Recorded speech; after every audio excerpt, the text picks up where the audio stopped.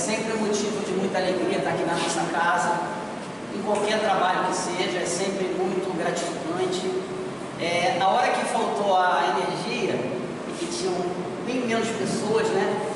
Eu vou ser sincero com vocês, eu fiquei até mais tranquilo. Por quê? Às segundas-feiras, a gente, junto com a Adriana, a gente está coordenando o curso do EG1, onde justamente é um grupo bem pequeno, de mais ou menos umas 30 pessoas. Então eu estava me sentindo mais em casa do que eu estou aqui agora, mas está tudo certo, né? Então, o tema que a gente escolheu para estar desenvolvendo hoje, para a gente poder estar interagindo, né, refletindo juntos, é o Evangelho segundo o Espiritismo e o Cristo Consolador, que é justamente o capítulo 6 do Evangelho segundo o Espiritismo. Aqueles que frequentam a nossa casa semanalmente devem ter notado uma mudança em relação às reuniões públicas desse ano. A partir desse ano, foi definido que nós teríamos um tema por mês. Então, nesse mês agora de abril,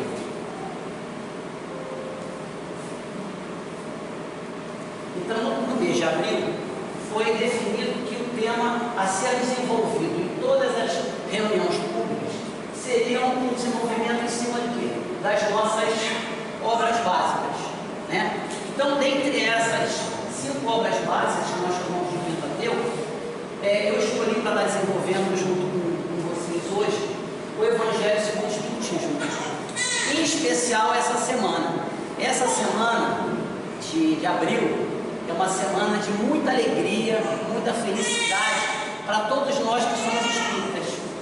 Alguém poderia me dizer o porquê? Só não vale a Rose, que é minha esposa, que a gente treinou, né? A gente passa a palestra para ela sabe.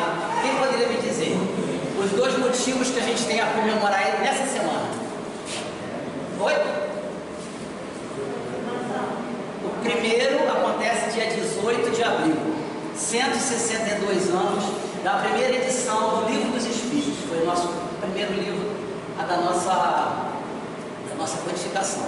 E amanhã, até por isso eu escolhi essa data, amanhã, essa maravilha que é o Evangelho segundo o Espiritismo, completa 155 anos, no dia 15 de abril de 1864.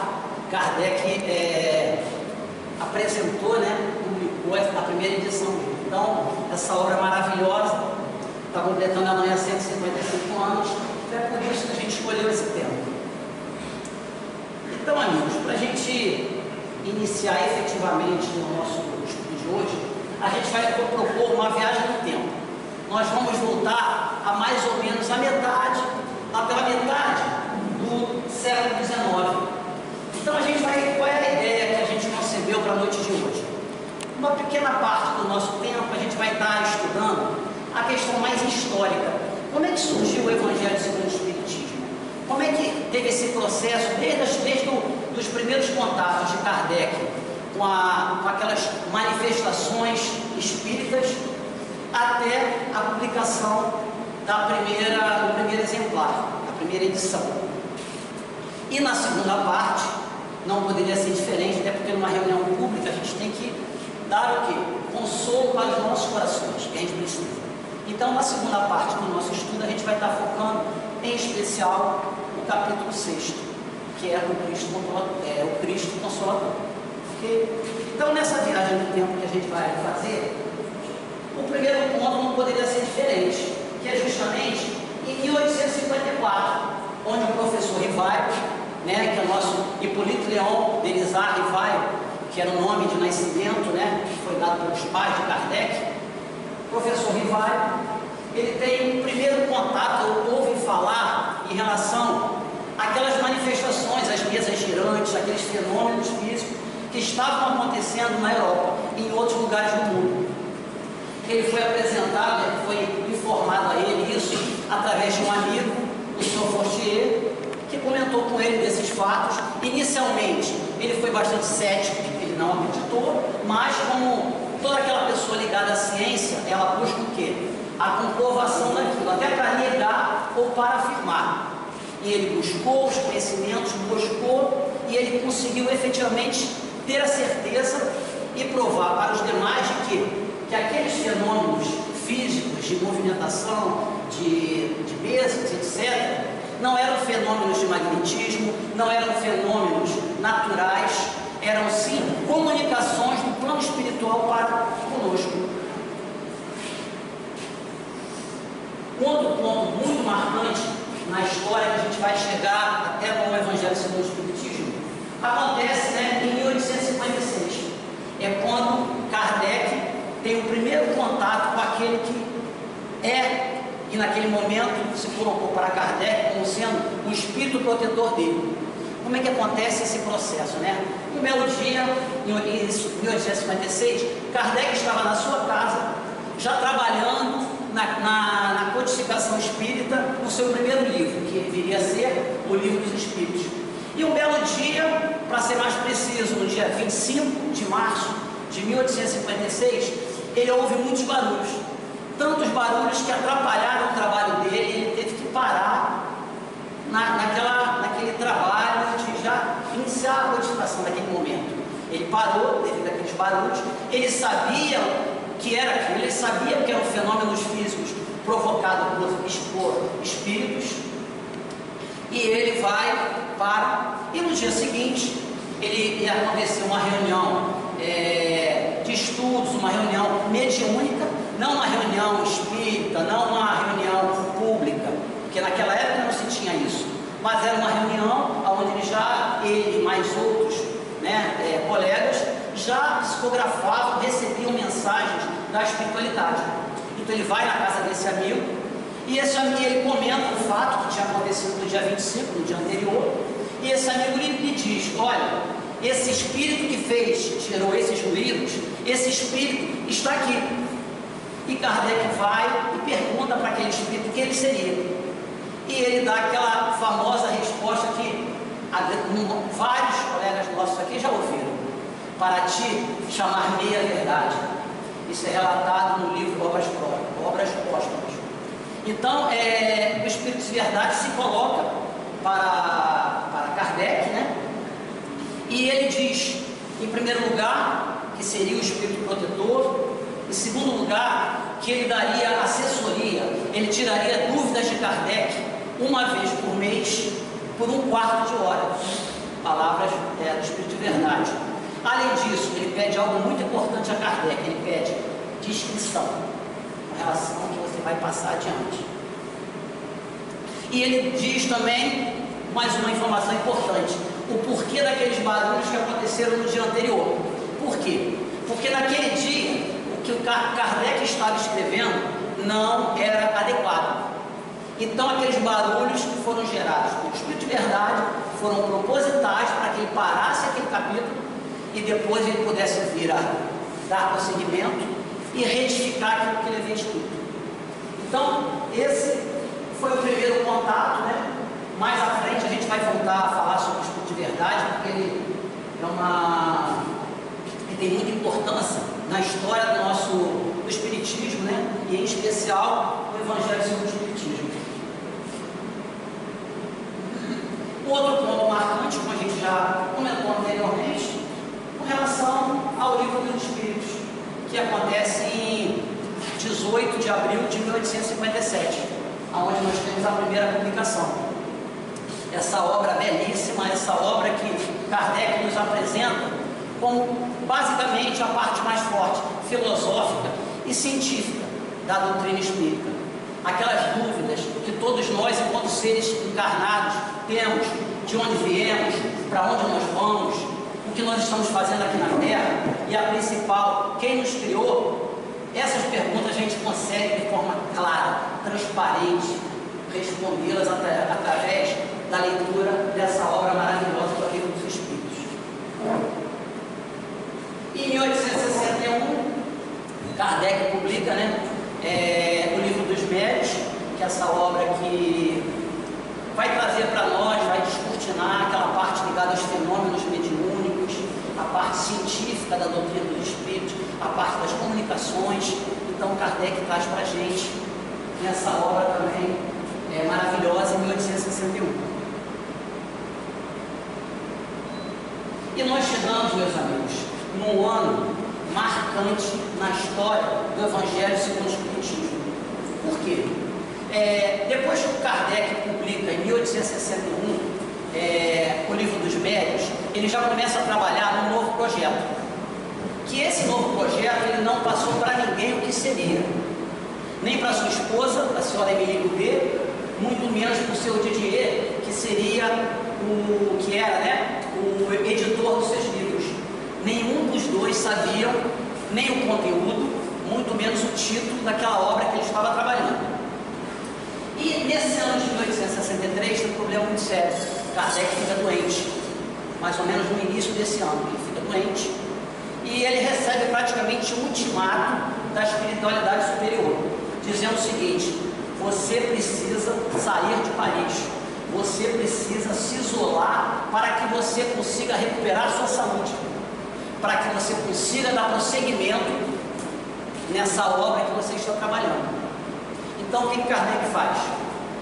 Ele segue essa recomendação, ele vai para essa cidade, Saint-Ernest, me desculpem aí o francês, que é terrível, né? Então ele vai para essa cidade, até brinquei com a Rose, que é porque ele não conhecia Rio das Ostras, porque se ele conhecesse, com certeza ele ia se recuperar muito mais rápido do que nessa cidade, mas foi a cidade que ele foi. Essa cidade fica, né? Esse postado aqui é lá da Normandia, né? Onde tivemos a célebre invasão da Normandia na Segunda Guerra Mundial. Então essa cidade fica ali próxima da Normandia, mais ou menos no norte da França.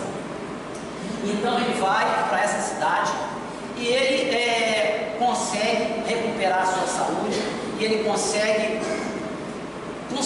continuar naquele projeto que era, né, então, essa obra que ninguém sabia o título, mas ele já estava focado nisso. Então o que ele acontece? Ele vai e nós já chegamos aí mais ou menos em setembro de 63, e ele pede à espiritualidade uma mensagem para que ele pudesse saber como é que está o andamento da sua obra. E essa mensagem, amigos, ela é relatada aqui em Obras Póstumas. Vocês me desculpem a leitura para que eu possa ser bastante fidedigno a essa mensagem maravilhosa que Kardec recebe. Então ele tem uma nota, né? Então é Paris, 14 de setembro de 1863. Diz assim, nota de Kardec. Nota: tinha solicitado para mim uma comunicação sobre um assunto qualquer e pedi que me fosse enviada para o meu retiro de Saint-Agnes. E essa é a mensagem que vem da espiritualidade. Quero muito te falar de Paris, embora a utilidade disso não me pareça demonstrada, tendo em vista que as minhas vozes íntimas se fazem ouvir ao teu redor e que o teu cérebro percebe as nossas inspirações com uma facilidade da qual tu mesmo não desconfias. Nossa ação, sobretudo a do Espírito de verdade, é constante ao teu redor, e tal que não podes recusá-la. E ele prossegue: compreendes agora porque tínhamos a necessidade de tê-lo sobre a mão, ou seja, havia necessidade que Kardec estivesse na mão da espiritualidade para que ele conseguisse recuperar a saúde e que ele pudesse dar prosseguimento na obra. E esse espírito continua: com essa obra o edifício começa a se livrar de seus alicerces e já se pode entrever a sua cúpula se desenhar no horizonte. Continua, pois, sem impaciência, como sem cansaço, o monumento estará acabado na hora fixada. Mas por que essa preocupação da espiritualidade em relação a Kardec finalizar essa obra? Por quê? Porque o cérebro da doutrina espírita já havia sido materializado com quem? Com o Livro dos Espíritos. Então, com o cérebro, com o Livro dos Espíritos, o cérebro já estava aqui conosco. Mas a doutrina espírita precisava do quê? Do coração. E o Evangelho segundo o Espiritismo é o coração da doutrina espírita. É a nossa ligação com os céus, a ligação com Deus. Porque aqueles que de repente estão vindo hoje pela primeira vez, a doutrina espírita ela tem 3 aspectos importantes, que são quais? Aspecto científico, o aspecto filosófico, mas o que nos liga ao Pai é o aspecto religioso. E o Evangelho vem trazer esse aspecto para nós. E finalizando essa mensagem, diz assim: a Deus, esse Espírito finalizando a comunicação para Kardec, a Deus, caro companheiro de outros tempos, discípulo fiel da verdade, que continua através da vida, a obra a qual juramos outrora nas mãos do grande Espírito que te ama e que eu venero, consagrar as nossas forças e as nossas existências, até que ela esteja acabada. Saudação a ti. Então, esse Espírito envia essa mensagem, né? E o interessante é que ele fala de algo. O médium que psicografou, que recebeu essa comunicação, e depois ela foi enviada pela esposa dele, a senhora Emily Mulher, enviou para Kardec. O médium que recebeu a mensagem, ele não sabia do conteúdo, porque até então ainda era total segredo. Quando nós chegamos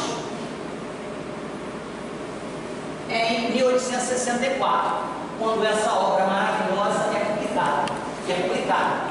Inicialmente, amigos, ela vem com esse nome: Imitação do Evangelho segundo o Espiritismo, isso na sua primeira edição. Aí, a partir da segunda, ele acrescenta as preces, né, que é o 28º capítulo do Evangelho. Ele acrescenta as preces, fica no final do Evangelho, e ele já muda a denominação de Imitação para Evangelho segundo o Espiritismo. Ou seja, muitas vezes nós recusamos sugestões, nos achamos, como brinco, né, a última bolacha do pacote. E Kardec aceitou sugestões para trocar o nome. E muitas vezes a gente não aceita sugestão de ninguém.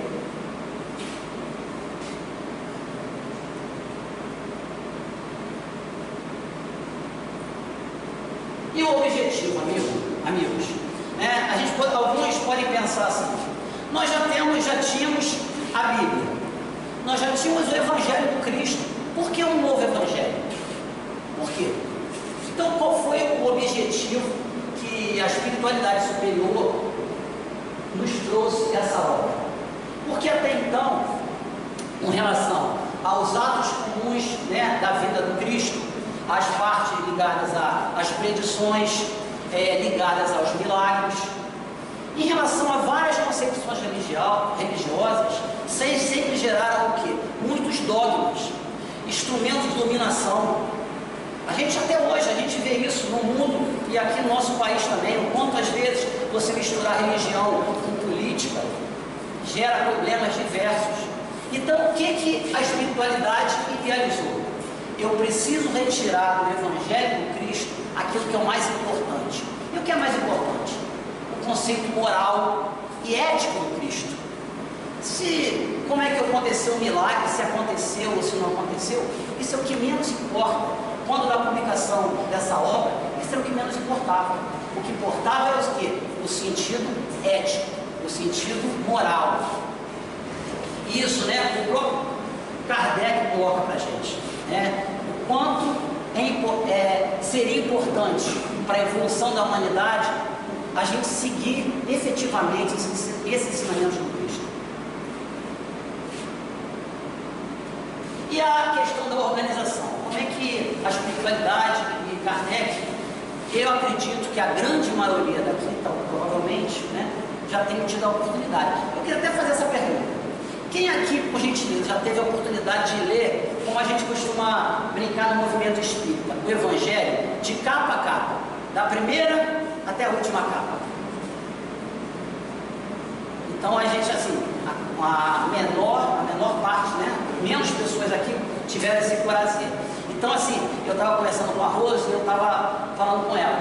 O meu grande objetivo hoje é que, se a espiritualidade me intuir, me iluminar, que eu possa tocar o coração de cada um que não teve a oportunidade ainda de fazer essa leitura, que é uma leitura que, com certeza, é capaz de mudar a vida de cada um de nós. Então, né, como é que a espiritualidade idealizou, né, para aqueles que não tiveram a oportunidade de ler, idealizou o Evangelho?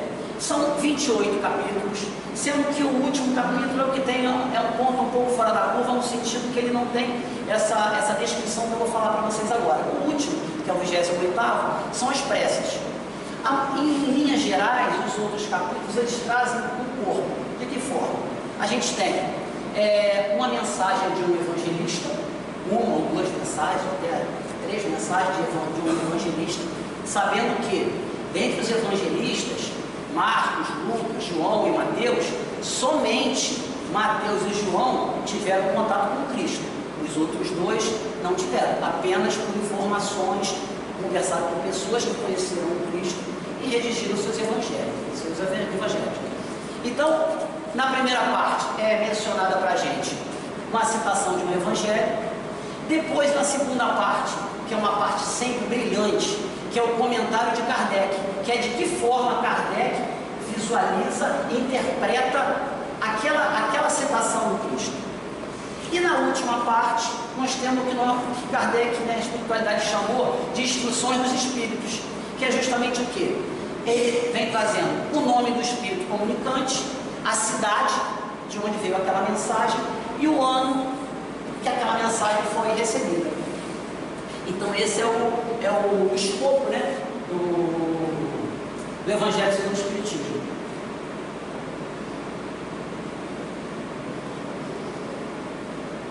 E nós chegamos finalmente no capítulo 6, que é o Cristo Consolador. Então, para a gente estudar, né, para a gente pensar nesse capítulo, é importante a gente situá-lo em relação a quem veio antes dele. Então, a espiritualidade coloca para a gente, antes desse capítulo, em bem-aventurados os aflitos. Não é por acaso, né? Então, Kardec vem, coloca no capítulo 5º, o bem-aventurados os aflitos. Aí ele dá uma quebrada, coloca o Cristo Consolador e depois outras bem-aventuranças. Mas por que ele coloca ali logo depois de bem-aventurados os aflitos? Por que a espiritualidade superior idealizou isso? Porque nós, enquanto espíritos encarnados, nós estamos aonde? Nesse planeta, nosso planeta Terra, que é um planeta de provas e expiações, que aqui nós temos nossas aflições. Todos nós que estamos aqui encarnados, sem exceção hoje aqui, todos nós temos nossas aflições, seja de um jeito, seja de outro, nós temos. Então, no capítulo 5, a gente vai entender de forma clara o porquê das nossas aflições, que em linhas gerais são causas de vidas anteriores que a gente pediu a oportunidade de virmos aqui para resgatá-las, e causas da vida atual, que são frutos de quê? De nossas más ações, né? Em função do nosso livre-arbítrio, se a gente toma boas ou más ações, a gente vai estar recebendo aquilo ali, a lei de ação e reação. Então essas são as causas. Só que não adianta eu entender por que eu estou sofrendo, mas eu preciso ter o consolo. Porque apesar de tudo nós somos espíritos imperfeitos em evolução.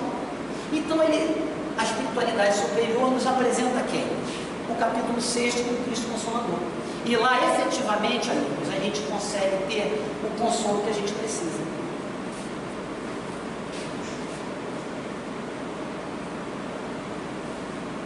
E a primeira mensagem, né, que a gente recebe no capítulo 6 é justamente essa: vinde a mim, todos vós que estáis aflitos e sobrecarregados, que eu vos aliviarei. Então, qual é o convite que o Cristo nos faz? Vinde a mim. Ou seja, o Cristo, ele não quer coitadinhos, gente. Não é coitadinhos. Nós temos que sair da nossa zona de conforto e buscá-los. Essa questão do vinde a mim, uma passagem do Novo Testamento que me diz tudo a ver com essa questão do vinde a mim, é o seguinte: aquela passagem do paralítico de Cafarnaum, aquele homem paralítico, ele precisava ir até o Cristo, ele tinha certeza que se ele fosse até o Cristo, ele seria curado, e ele fez o quê? Ele se acomodou, ele se achou como um pobre coitado, como um coitadinho, ficou ali, ó vida, ó azar. Não, ele convenceu 4 pessoas, elas o pegaram, levaram numa maca, andando quilômetros naquela época, nas distâncias que eram percorridas. Ele foi até o Cristo, ultrapassou diversas dificuldades, mas ele chegou ao Cristo e ele foi curado. Mas por que ele ficou lá na zona de conforto dele? Não, ele foi. Então esse chamamento o Cristo nos dá: vinde a mim, todos vós que estáis aflitos e sobrecarregados, que eu vos aliviarei. Então, qual é a premissa? Venham, saiam da sua acomodação, venham até mim, procurem o caminho da verdade. E Mateus complementa para a gente: tomai sobre vós meu jugo e aprendei comigo, que sou brando e humilde de coração, e achareis repouso para vossas almas, pois é suave o meu jugo e leve o meu fardo. Então Cristo nos ensina, Ele diz aqui para a gente: aprendei comigo.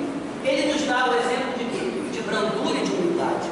Só que nós sofremos porque, infelizmente, nós não somos brandos a maior parte do tempo e não somos humildes. A gente vai estar indo num processo de crescimento, de evolução. E ele faz uma afirmação para a gente. O que ele diz? Pois é suave o meu jugo e leve meu fardo. Que jugo é esse? É a lei de Deus. O que ele nos propõe? Segue a lei de Deus. Se você seguir, o seu fardo vai ser leve. Mas ele é leve porque ele diminuiu de peso? Não. Ele é leve porque nós vamos aceitar aquela dificuldade, e a partir do momento que nós aceitarmos, aquele peso, ele não vai diminuir uma grama. Vamos pensar que a gente está pensando, vamos pensar em termos de uma massa. Ele não vai diminuir nada, mas a nossa forma de ver o mundo, a nossa forma de ver aquela dificuldade, é que vai fazer com que ele se torne mais leve. É essa a proposta que o Cristo nos traz.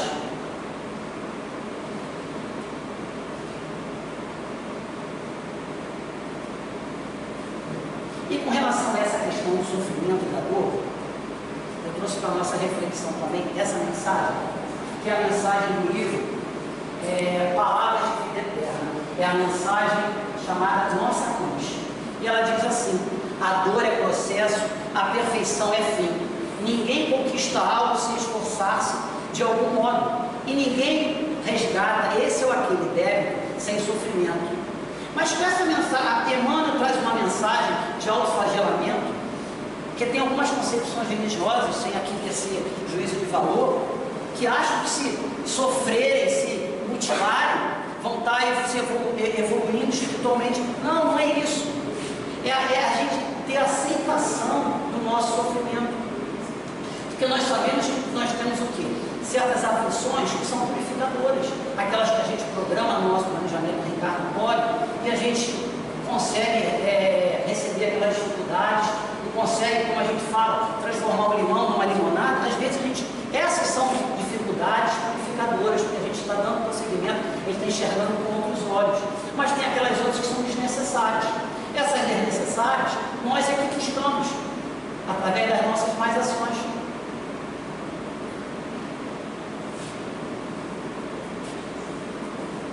Então, nós chegamos na segunda mensagem do capítulo 6. Essa mensagem, amigos, é importante que a gente entenda o contexto que ela vai ocorrer. Essa mensagem é passada na última ceia. Então a gente tem que entender da seguinte forma: que o Cristo, ele já sabia tudo que ele ia passar, e ele tinha que passar para os seus apóstolos coisas concretas para que eles se mantivessem unidos apesar da passagem dele. Então, nessa última ceia acontecem aqueles eventos como, por exemplo, a lavagem dos pés dos apóstolos que o Cristo faz. É quando Cristo dá para os apóstolos, para nós, o novo mandamento, como ele diz, que eles se amassem tanto quanto o Cristo nos amava. Tudo isso acontece nesse mesmo cenário, que foi justamente na última ceia. Então Cristo dá essa mensagem. Ele diz assim: se me amais, guardai os meus mandamentos, e eu rogarei ao meu Pai, e ele vos enviará outro Consolador, a fim de que fique eternamente convosco. Então, amigos, olha, quando o nosso amado Mestre Jesus nos diz que vai enviar outro Consolador, por quê? Porque naquele momento, quem era o Consolador? O próprio Cristo. Então ele era o Consolador. E depois ele diz para a gente: a fim de que fique eternamente convosco. Então vamos analisar o seguinte: para ser eterno, pode ser algo material, pode ser uma pessoa, pode ser algo material que não se deteriore com o tempo? Claro que não. Então a gente de cara já entende essa mensagem como sendo eterna, no sentido de algo que é imaterial. E ele complementa para a gente.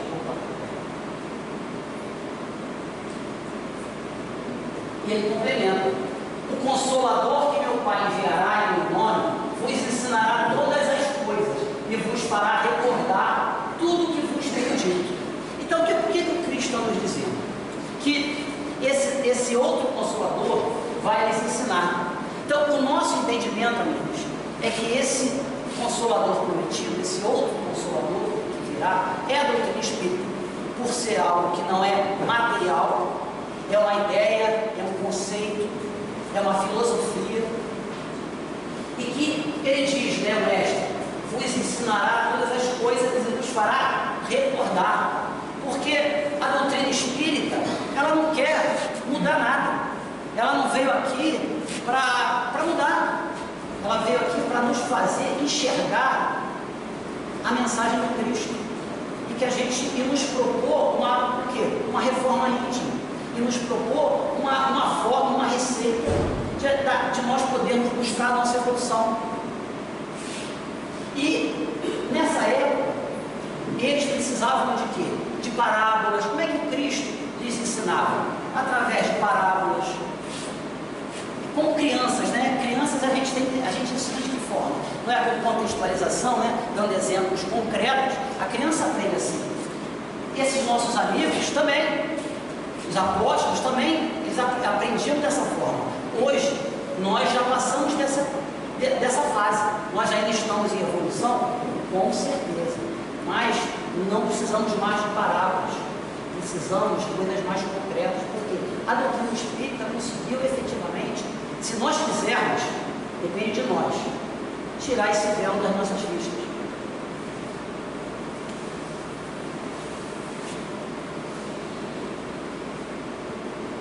E como eu falei com vocês, né, a gente ia voltar na questão do Espírito de verdade, porque no capítulo 6, né, o Cristo Consolador, nós temos 4 mensagens na parte relacionada às instruções dos Espíritos.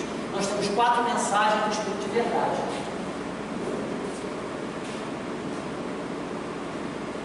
E uma pergunta que a gente pode se fazer é: quem é o Espírito de verdade? Né? Porque quem é? Ele não está conosco. Quem é o Espírito de verdade? Então, nós temos assim no movimento espírita vários pontos com relação a essa questão ligada ao Espírito de verdade. Então, eu trouxe 2 para que a gente pudesse refletir aqui juntos. A primeira mensagem a gente encontra no Evangelho segundo o Espiritismo, capítulo 1, item 7. Diz assim, amigos: vem cumprir nos tempos preditos o que o Cristo anunciou e preparar a realização das coisas futuras. Ele é, pois, obra do Cristo, que preside, conforme igualmente o anunciou, a regeneração, que se opera e prepara o reino de Deus na terra. Então, Kardec traz para nós que o Cristo preside essa regeneração que está acontecendo no planeta Terra, desde aquela época de 1864, quando é publicado o Evangelho. Então, essa mensagem é de 1864. 4 anos depois, quando da publicação da Gênese, em 1868, Kardec coloca para a gente como é o Espírito de verdade que preside ao grande movimento da regeneração. A promessa da sua vida se acha por essa forma cumprida, porque de fato é ele o verdadeiro Consolador.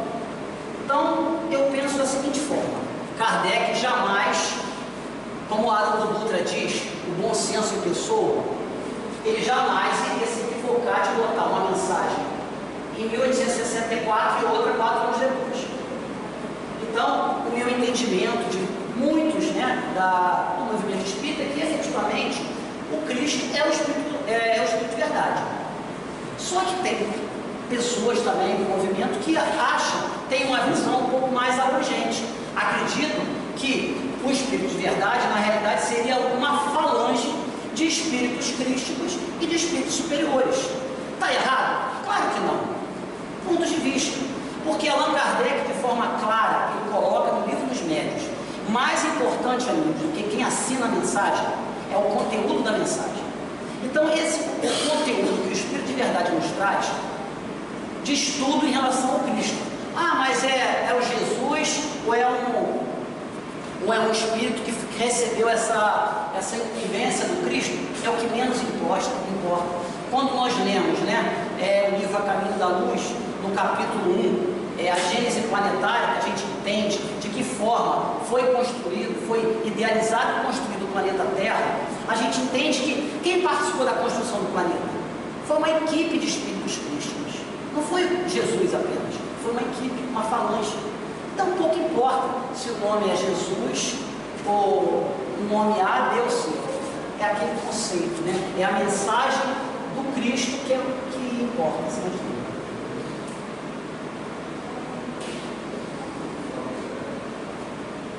E nós chegamos nas 4 mensagens, Então eu vou lê-las para que a gente possa ser bastante fidedigno com a mensagem. Então a primeira mensagem a gente titulou, ela veio de Paris, 1860, e a gente titulou de Verdade. E ela diz assim, amigos: venho como antigamente entre os filhos perdidos de Israel trazer a verdade e por fim as trevas. Escutai-me. Então nessa primeira mensagem o Cristo nos traz o quê? Que ele vem trazer a verdade e por fim as trevas. Que trevas são essas, meus amigos? As trevas das nossas ignorâncias. Porque o Cristo disse para a gente: conhecerei a verdade e ela te libertará. Então ele vem trazer nessa primeira mensagem justamente isso, a questão da verdade, a questão de nós sairmos das trevas da nossa ignorância, que nós busquemos. O Cristo sempre ele faz esse convite a nós: venham, busquem, venham, vinde a mim. Nesse mesmo capítulo, da mensagem da verdade, ele continua: o Espiritismo, tal como antigamente a minha palavra, deve lembrar aos incrédulos que acima deles reina uma verdade soberana, o Deus bom, o grande Deus que faz germinar a planta e ergue as ondas. Revelei a doutrina divina, vinde a mim, todos vós que sofreis. Então ele vem trazer, nessa segunda parte, ele traz o conceito do entendimento que a gente tem em relação a Deus. Não aquela visão de Deus antropomórfica, de comparar Deus aos seres humanos, aquele Deus vingativo que fica nas nuvens, jogando raios, que se nós errarmos ele vai nos punir. O nosso entendimento é de um Deus não punitivo, é um de Deus, como disse João, um Deus amor, como nos atributos, no livro dos Espíritos, a espiritualidade traz para nós, um Deus que é soberanamente justo e bom.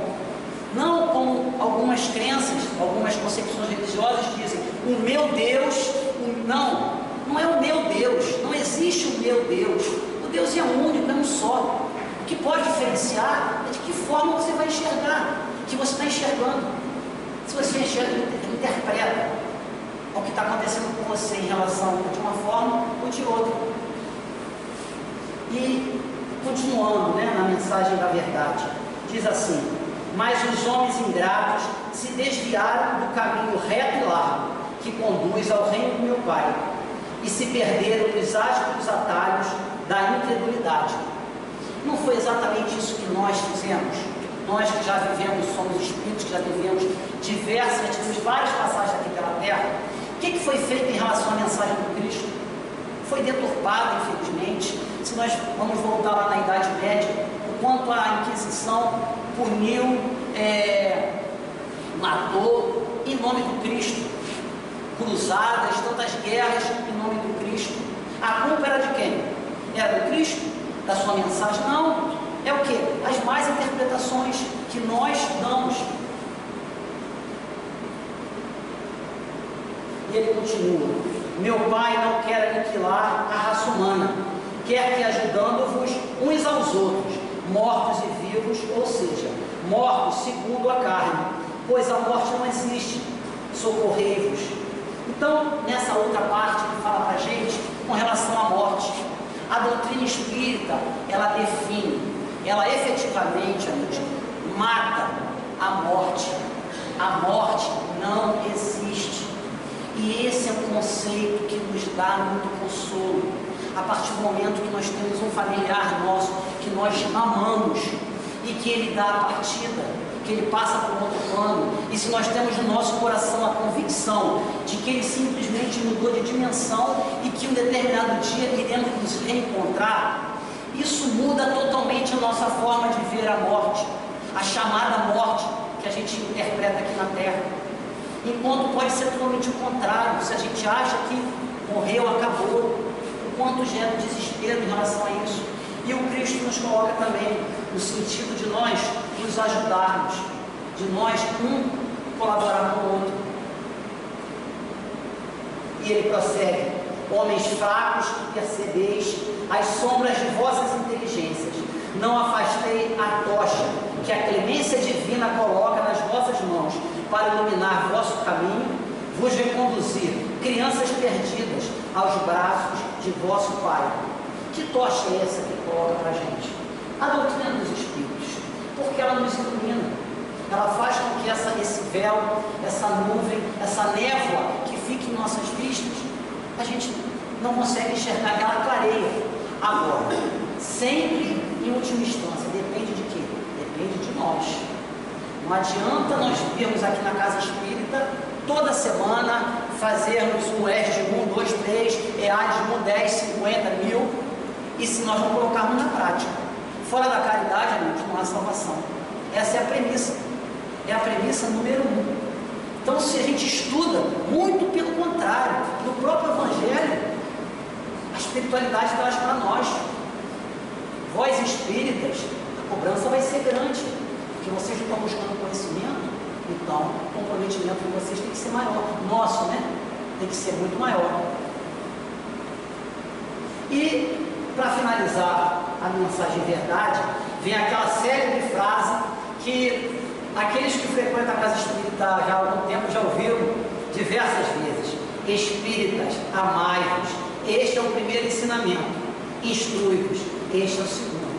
Então, essa convocação que o Espírito de verdade nos traz, de nos amarmos, porque através do amor a gente se liga ao divino, a gente facilita esse acesso, mas a questão de nos instruirmos é vital.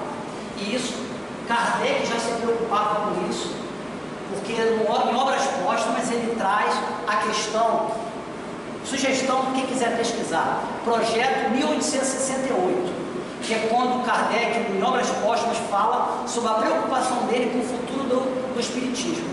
E nós, nos dias de hoje, temos que ter muita atenção. Por quê? Cada vez mais as mensagens que a gente recebe são mais rasteiras. As pessoas ficam com preguiça de buscar algo mais profundo e acham, leem um trecho pequeno e já acham que aquilo ali está totalmente certo. Então a convocação que Kardec já fazia em 1868 já era isso: base, buscar as obras básicas.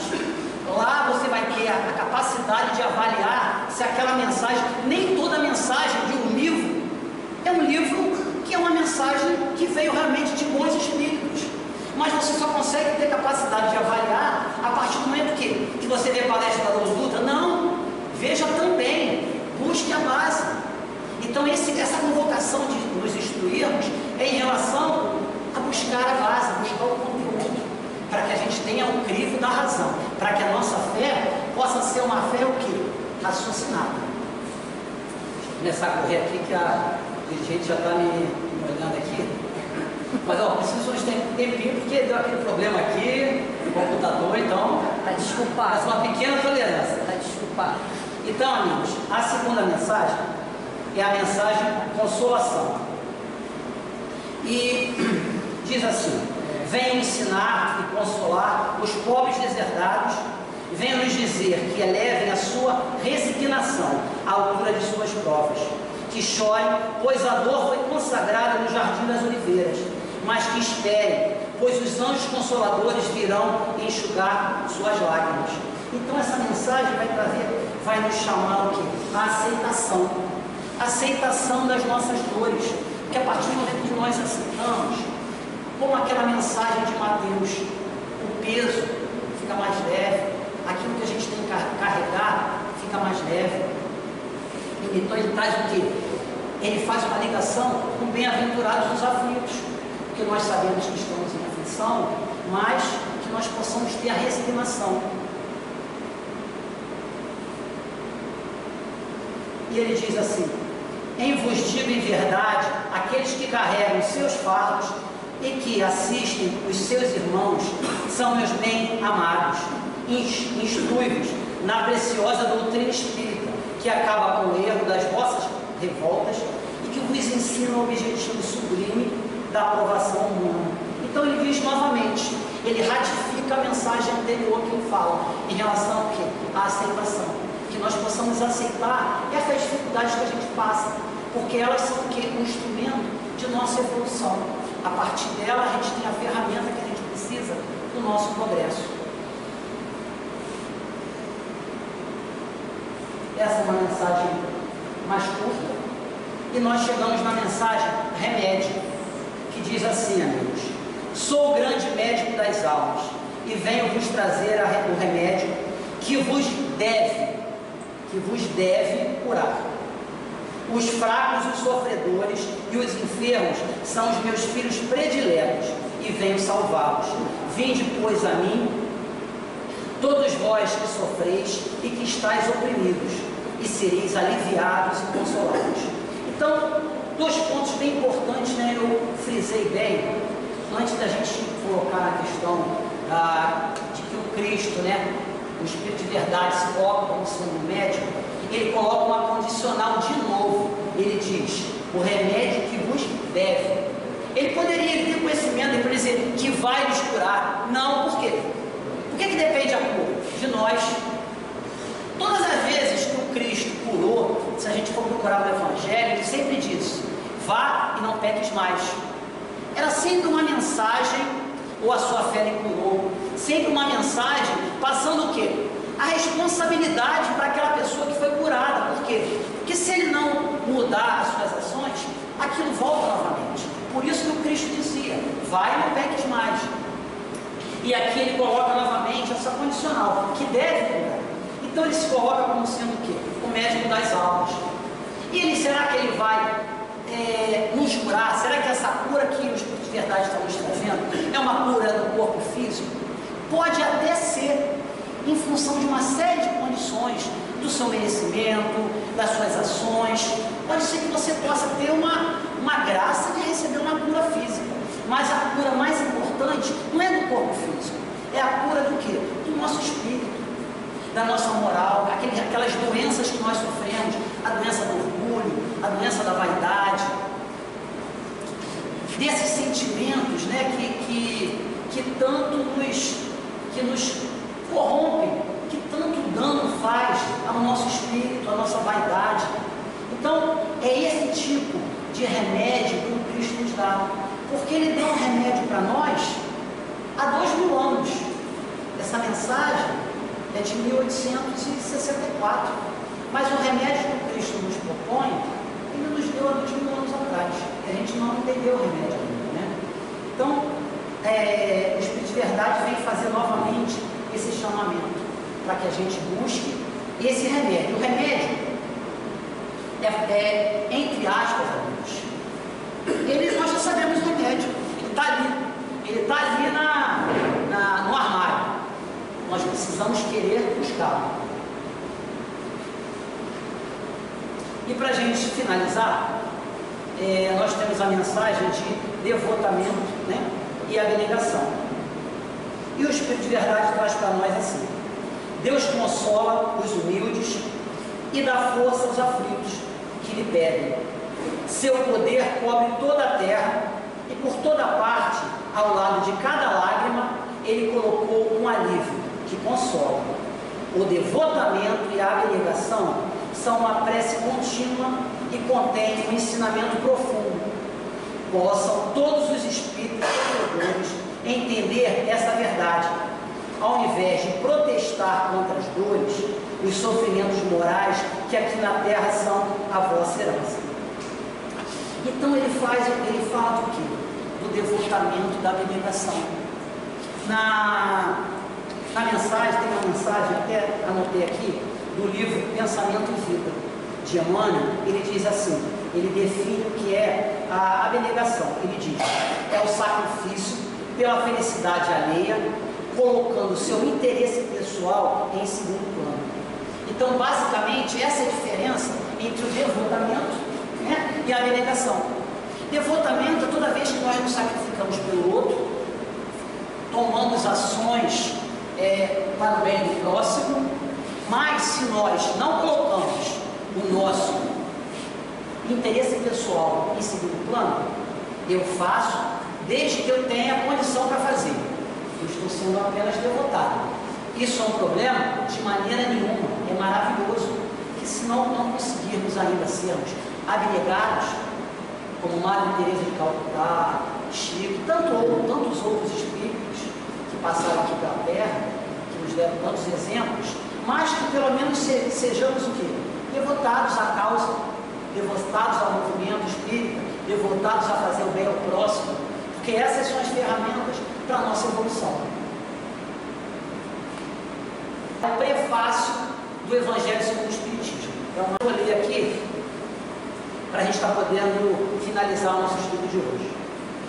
Então, amigos, o Espírito de Verdade diz assim para a gente: os Espíritos do Senhor, que são as virtudes dos céus, como um imenso exército que se movimenta ao receber a ordem de comando, espalhando-se por toda a superfície da terra, e semelhantes às estrelas cadentes, vem iluminar os caminhos e abrir os olhos aos céus. Eu vos digo em verdade que são chegados os tempos em que todas as coisas devem ser restabelecidas em seu verdadeiro sentido, para dissipar as trevas, confundir os orgulhosos e glorificar os justos. As grandes vozes do céu ressoam como o som da trombeta, e os cânticos dos anjos se lhes associam. Homens, nós vos convidamos a participar do divino concerto, que vossas mãos toquem a lira, que vossas vozes se unam e no hino sagrado se façam escutar e vibrar de um lado ao outro do universo. Homens, irmãos a quem amamos, estamos juntos de vós, amai-vos também uns aos outros, e dizei do fundo de vosso coração, fazendo a vontade do Pai que está no céu: Senhor, Senhor, e podereis entrar no reino dos céus, o Espírito de Verdade. E assim, amigos, terminamos o nosso estudo, que eu espero que eu tenha conseguido o meu objetivo de hoje, que é colocar esse interesse, essa vontade, e que a gente consiga superar as dificuldades do dia a dia, para que a gente busque essa leitura, busque o Evangelho, que é uma obra belíssima e realmente consegue nos transformar. Então, boa noite a todos e um grande abraço.